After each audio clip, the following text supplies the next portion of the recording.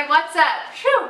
I tell y'all what, I just got done with that hoop house. This explains, all this going on. So, forgive me, no need to tell me in the comments like, dang, you don't look too good. Hey, I already know. So we just got done with the hoop house, so I wanted to just tell you guys how I went about doing it. A lot of people had the question. I tried to make this hoop house on a budget. This one turned out to be about 12 foot, give or take, because my measurements were very not accurate. I didn't really measure too much, so about 12 foot by 40 foot. The 40 foot is accurate because I did measure the length really well. All together, with all these materials that I had to buy new, the cost of this hoop house was just under $200. Which, if you've ever tried to build a hoop house or buy one online, you know that they can be pretty expensive, pretty pricey. I feel like $200 is a pretty good bargain for this one. I'm sure there are tons and tons of other ways to do this. I am not a contractor. I don't build things on the regular. So I just did my best. This is what I came up with. If you have a better idea, feel free to constructively tell me in the comments. Emphasis on the word constructively. Yeah. So the first thing I did, obviously, was I wanted to make a blueprint. So I just drew this out on a piece of paper, and I laid out kind of the skeleton of the hoop house in, so that I'm looking at it above, that it's like flat. So for the base of the structure, I wanted to have 2 foot long lengths of 1 inch PVC. I drove those into the ground at 5 foot intervals. I am making the actual ribs or supports of this hoop house out of 1/2 inch PVC, and that 1/2 inch PVC, to secure it to the ground, is just going to slide into those 1 inch pieces that are into the ground. I hope that makes sense.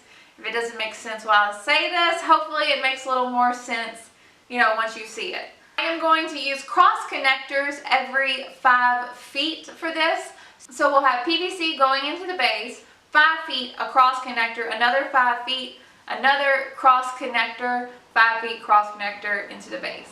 I really hope this makes sense. I'm not too good at explaining this, but hopefully as you guys see it, you'll know what I mean. In the past, I've just used duct tape to secure these hoops together, but that didn't really work too well. The connectors definitely work a lot better, even though they are a little bit more labor intensive. Seems like these cross connectors really make the structure a lot more just stable, and I especially need that since this is going to be so long. If you were building a smaller hoop house, say one that's only 10 feet, yours is probably going to be a lot more stable than mine, which is 40 feet long. When the wind blows, this thing's got a little bit of wiggle to it, so I definitely don't recommend this design if you live somewhere that receives high winds. I'm going to make sure to anchor this down really well. I might even add a couple of metal posts to this to make sure that this thing is not going to go anywhere, because obviously I want to make sure that this thing is sturdy. It really just is one of those things that depends on where you live, I guess. So should also mention right now, this is not a tutorial. This is me just sharing my ideas and showing you what I did. I am not telling you how to make a hoop house. Find a professional hoop house maker and have them make you one, because this is not a tutorial. Just saying.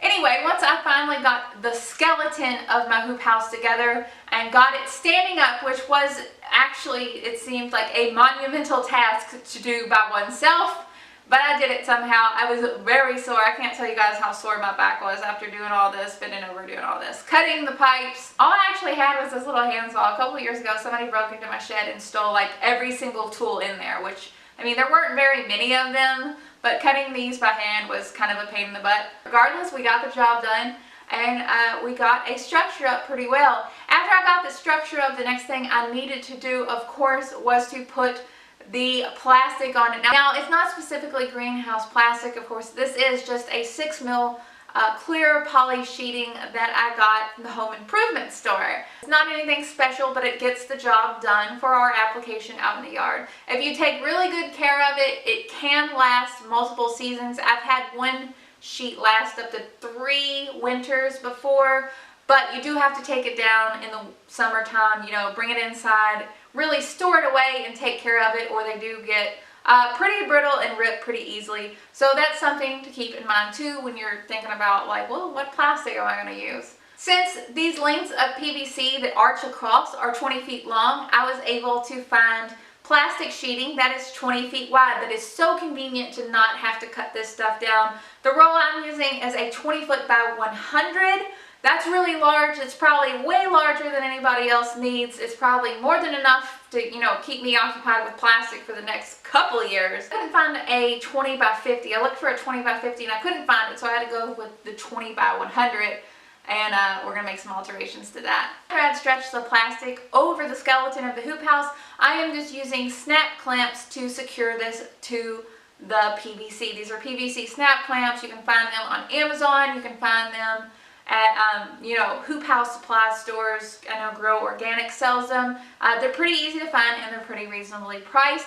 And I'm just going to use these to clip the plastic onto my hoop house. During certain conditions, sometimes these clips can snap off, so I'm also going to be securing the plastic at the bottom into the ground with landscape fabric pins. You won't see that in this video, but that's how I'm also securing the plastic. So just to make sure this plastic doesn't go flying off during the middle of the winter or something like that. I have clipped all the plastic onto this greenhouse. To make doors, I am just going to clip some more square pieces on the end. I'm not going to have any kind of formal door. I'm sorry I can't show you guys that. I don't have the footage for it, and I wanted to go ahead and get this online as soon as possible because I know people are asking about it. All I did was cut kind of an arch out of my plastic and clip it to the ends of the hoop house. When I want to go in this hoop house during the winter, all I got to do is, you know, remove a couple clips and crawl inside, and I'm in my hoop house. That's really about it for this video. I hope it was somehow helpful. I'm not quite sure if it was. I know it's not a conventional, beautiful looking hoop house, but for me, especially in my tiny backyard, this hoop house has taken up my entire backyard. The main thing I really wanted to focus on was functionality and is it cost effective, because those are the two main keys for me. If you're new to the channel and this was helpful, go ahead and hit the subscribe button, hit the little bell icon. It'll tell you whenever I make new videos. I'd love to have you. This channel is pretty random. We make videos about vegetable gardening, cut flower farming, soap making, all kinds of stuff. So if you like a bit of randomness, you might like this channel too. I hope that you guys are having such an amazing day. Thank you so much for watching. I really do. I appreciate it so much. I'll talk to you all later. Bye guys.